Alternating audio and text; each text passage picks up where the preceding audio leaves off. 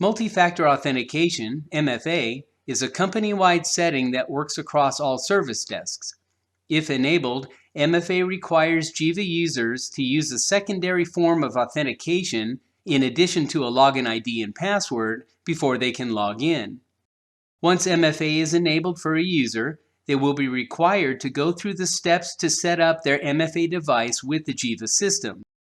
Their device must have access to an MFA application that supports time-based one-time password, or TOTP. Example applications are Google or Microsoft Authenticator, Duo, 1Password, etc. Let's go through an example of the MFA setup process using Microsoft Authenticator. Each MFA application must first be configured with a secret key provided by Giva, which can be scanned in by the device via the QR code or copied into the clipboard and then entered into the MFA application. For our example, in Authenticator, create a new authentication entry and copy in the secret key. Once this is done, the MFA application will then generate its own code.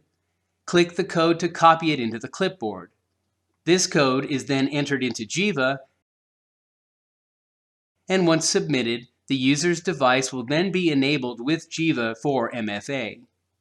Once complete, note that a set of one-time use codes is generated as backup codes, which can be used if the user temporarily misplaces their MFA device. Once a code is used, it cannot be used again, and these codes will only be shown one time on this final MFA setup screen, so they should be copied somewhere safe. If in your organization Giva users are allowed to opt in to MFA themselves, they can enable MFA for their Giva account by going to their password settings page, clicking Enable MFA, and going through the setup process. If Giva users are allowed to opt out of MFA themselves, they can disable MFA on the password settings page as well. Note that this also deletes any backup codes assigned to their device. If a Giva user temporarily misplaces their MFA device, they can use the backup codes to log in. However, if a Giva user's MFA device is ever lost or broken, your organization's administrators who manage Giva or other agents can reset MFA for that user in their profile. After that reset, the Giva user will have to go through the MFA setup process again with a new device before logging in.